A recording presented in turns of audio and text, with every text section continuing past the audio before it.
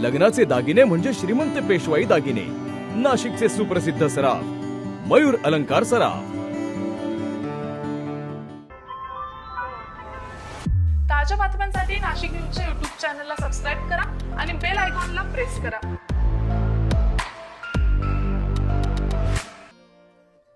परदेशात कुटुंबांसोबत गेलेले माजी मंत्री छगन भुजबळ अनेक दिवसानंतर काल नाशिकमध्ये परतले। सावित्रीबाई फुले यांच्या जयंतीच्या पूर्वसंध्येला भुजबळ यांनी मुंबई नाका येथे काल गुरुवारी रात्री क्रांतिज्योती सावित्रीबाई फुले आणि महात्मा फुले यांच्या पुतळ्याला पुष्पहार अर्पण करत अभिवादन केले।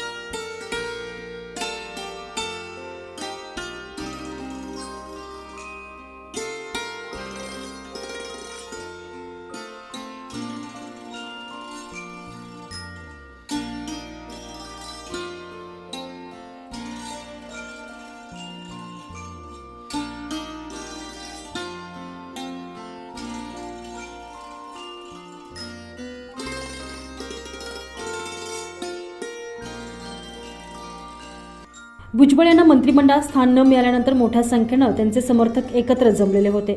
आज शुक्रवारी सावित्रीबाई फुले यांची जयंती आहे। या दिवशी छगन भुजबळ हे जयंती विशेष कार्यक्रमाच्या निमित्तानं पुणे जिल्ह्याच्या दौऱ्यावर असल्यानं त्यांनी काल गुरुवारी रात्रीच मुंबई नाका येथे नव्यानं उभारलेल्या पुतळ्यांना अभिवादन केले। तेथे आकर्षक रोषणाई करण्यात आली होती। भुजबळ यांचे आगमन होता सावित्रीबाई फुले यांचा जयघोष करण्यात आला। सोबतच भुजबळ यांच्या समर्थनार्थ घोषणाही देण्यात आल्या। जय ज्योती जय क्रांती असा जयघोषही करण्यात आला। आकाशात सप्तरंगी फटाक्यांची आतिषबाजी यावेळी करण्यात आली। सावित्रीबाई फुले यांच्या जीवनावर आधारित चित्रफित मोठ्या स्क्रीनवर दाखवण्यात आली। त्यानंतर भुजबळ यांनी आपल्या भाषणात सावित्रीबाई फुले यांचे कार्य देशासाठी मार्गदर्शक होते असे सांगितले। स्त्री शिक्षणाचा पाया सावित्रीबाई फुले यांनी रचला। त्यांना महात्मा ज्योतिबा फुले यांची तोलामोलाची साथ लाभली। त्यामुळे फुले यांचे कार्य प्रत्येकाने लक्षात ठेवावे असे आवाहन छगन भुजबळ यांनी यावेळी केले। सावित्रीबाई फुले यांचा उद्या जन्मदिवस आहे आणि त्यानिमित्तानं आपण पाहतो आहोत की नाशिक शहरामध्ये सावित्रीबाई फुले आणि महात्मा ज्योतिराव फुले यांचे अतिशय उत्तुंग असे अर्धपुतळे उभे राहिलेले आहे आणि त्यानिमित्तानं त्यांना अभिवादन करण्यासाठी आम्ही सगळे आज इथे जमा झालो आहोत। उद्या नायगावला त्यांच्या गावी जन्मगावी गेली 20-22 वर्ष मी सतत जात असतो आम्ही कार्यक्रमासाठी, तिथे मी जाणार आहे। सावित्रीबाई फुलांनी जे शिक्षणाचं काम केलं, जे प्लेगमध्ये जे आहे लोकांची सेवा करीत करीत स्वतःच्या प्राणाचं बलिदान दिलं, अशा अनेक गोष्टी ज्या आहेत, एक दोन नाही अनेक गोष्टी ज्या आहेत सावित्रीबाई फुले आणि महात्मा ज्योतिराव फुल्यांनी केले। जे मागासवर्गीय आहे, दलित आहे, त्यांना स्वतः पाणीसुद्धा लोक प्यायला देत नव्हते, त्यांना स्वतःचं विहीर ओपन करून दिली, उघडी करून दिली, पाणी पाजलं, त्यांच्याबरोबर जेवण घ्यायला लागले।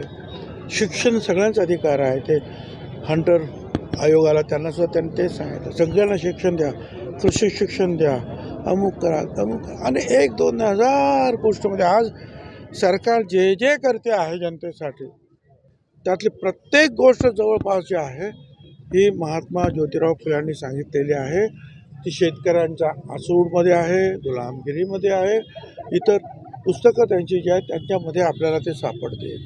मग पाण्याचं व्यवस्थापन, वेगवेगळी धरणं बांधणं, त्याचे कालवे करणं, हायब्रिड जे आहे वापरणं, दूध उत्पादन कसं वाढवायचं, ते औद्योगिक शिक्षण द्या, कृषी शिक्षण द्या, हे सगळं जे आहे आपल्याला पूर्वीच्या महात्मा ज्योतिराव फुल्यांच्या उपदेशामध्ये सापडतं।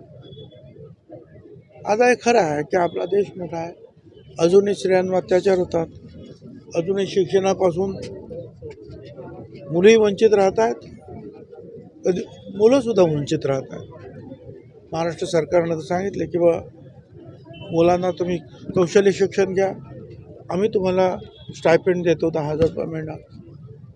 मुलींना जर पदवी आणि डॉक्टरी इंजिनिअरिंगचं शिक्षणसुद्धा आपण महाराष्ट्र सरकारनं मोफत द्यायचं कबूल केलं. मला असं वाटतं की ठीक आहे, एक एक पाऊल आपलं पुढं पडतं आहे. अगदीच आपण आहे तिथेच आहोत अशातला भाग नाही. आपण पाहतो आज महिला राजकारणात पुढे आहेत, शिक्षणात पुढे आहेत, प्राध्यापिका म्हणून काम करत आहेत, राष्ट्राध्यक्ष म्हणून त्यांनी काम केलं, मुख्यमंत्री म्हणून काम करत आहेत. हळूहळू जे आहेत पुरुषांच्या बरोबरीनं जे आहे, जसं युरोप आणि अमेरिकेमध्ये आहेत त्या पद्धतीनं महिला ज्या आहेत आपल्या अधिकारांचा आणि आपल्या ज्ञानाचा उपयोग समाजाला करून देत आहेत. पण ते सतत सांगावं लागणार आहे आपल्याला, कारण अजूनही काही ज्या जुळमट प्रवृत्ती जी आहे, जळमट जुन्या अगदी पद्धतीच्या महिलांना तुच्छ मानणार, त्यांच्याविरुद्ध ही लढाई चालू ठेवावी लागेल. आणि यासाठी वेगवेगळ्या संस्था असतील, कार्यक्रम असतील, राजकारण असेल, याचं साधन म्हणून उपयोग करायला पाहिजे. मीडिया असेल, तुम्ही सगळे आहात, या सगळ्यांचं साधन म्हणून आपण उपयोग करून घेतला पाहिजे.